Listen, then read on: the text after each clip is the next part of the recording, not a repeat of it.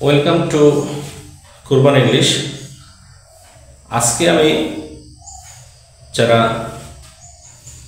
2025 সালের junior scholarship পরীক্ষার্থী আছো তাদের জন্য একটি গুরুত্বপূর্ণ টপিকস চেঞ্জিং সেন্টেন্সের অ্যাসার্টিভ সেন্টেন্সকে কীভাবে ইম্পারেটিভ সেন্টেন্সে রূপান্তর করতে হয় তার দু একটি টিপস তোমাদের জন্য উপহার দেব। আশা করি এটা থেকে উপকৃত হবে। তো অ্যাসার্টিভ টু ইম্পারেটিভ, আমরা জানি পার্সন তিন প্রকার, ফার্স্ট, সেকেন্ড এবং থার্ড পার্সন।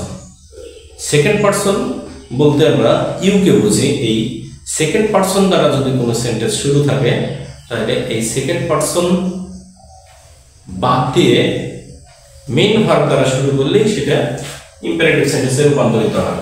যেমন ইউ শুড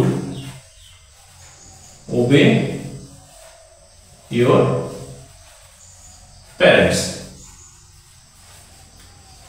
তাহলে এখান থেকে ইউ শুড পর্যন্ত বাদ দিতে হবে। এটা হচ্ছে মেইন ভার্ব। মেইন ভার্ব দ্বারা শুরু করলে এটা কিন্তু অপটেটিভ ইম্পারেটিভ সেন্টেন্সে পরিণত হয়ে যাবে। ওবে ইয়োর প্যারেন্টস, তাইলে কিন্তু এটা ইম্পারেটিভ সেন্টেন্সে রূপান্তরিত হয়েছে। তাহলে কোনো বাক্যে ইউ শুড অথবা ইউ মাস্ট যদি থাকে, ইউ শুড ইউ মাস্ট এটা উঠা দিতে হবে। এবং কোনো সেন্টেন্সে যদি ইউ শুড নেভার থাকে, ইউ শুড নেভার টেল এ লাই, তাহলে এখান থেকে কিন্তু ইউ শুডটা এখান থেকে বাদ দিতে হবে এবং সেই সেন্টেন্সটা নেভার দ্বারা শুরু করতে হবে। নেভার টেল এ লাই, তাহলে এটাও কিন্তু ইম্পারেটিভে পরিণত হলো। এবং কোনো সেন্টেন্সে যদি ইউ শুড নট থাকে, you should not do this, you should not do this, তাহলে এখান থেকে কিন্তু ইউ শুড নট বাদ দিতে হবে এবং সেন্টেন্সটা ডট দ্বারা শুরু করতে হবে অথবা ডু নট দ্বারা শুরু করতে হবে। ডু নট ডু দিস, তাহলে এগুলো কিন্তু ইম্পারেটিভে পরিণত হলো এবং সবগুলোই কিন্তু সেকেন্ড পারসন দ্বারা শুরু আছে।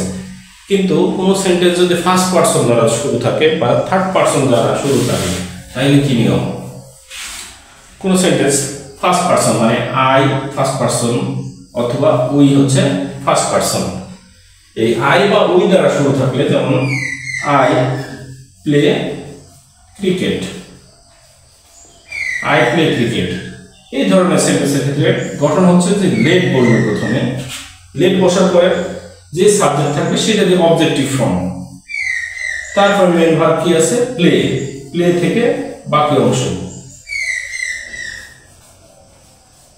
তাহলে লেট মি প্লে ক্রিকেট, এইটা হয়ে গেল ইম্পারেটিভ সেন্টেন্স। এবং সেন্টেন্স যদি থার্ড পারসন দ্বারা শুরু থাকে, যেমন হি, শি, দে, এগুলোকে বলা হচ্ছে থার্ড পারসন। এই থার্ড পারসন দ্বারা যদি শুরু থাকে তাহলেও কিন্তু আমরা লেট দ্বারা, যেমন হি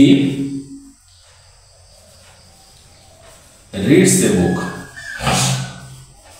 তাহলে এখানে কি তার শুরু করতে হবে লেটের পরে এটা যে সাবজেক্ট আছে সেটা অবজেক্টিভ ফর্ম, লেট হিম। এখানে মূল ভার্বের সাথে যদি এস বা এস যুক্ত থাকে সেটাও বাদ দিতে হবে, অক্সিলারি থাকে সেটাও বাদ দিতে হবে। লেট হিম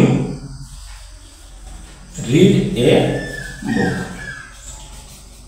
তাহলে এইভাবে কিন্তু আমরা সেন্টেন্সগুলোকে ইম্পারেটিভ সেন্টেন্সগুলোকে চেঞ্জ করতে পারবো, ইম্পারেটিভ সেন্টেন্সে রূপান্তর করতে পারবো অ্যাসার্টিভ সেন্টেন্সগুলোকে।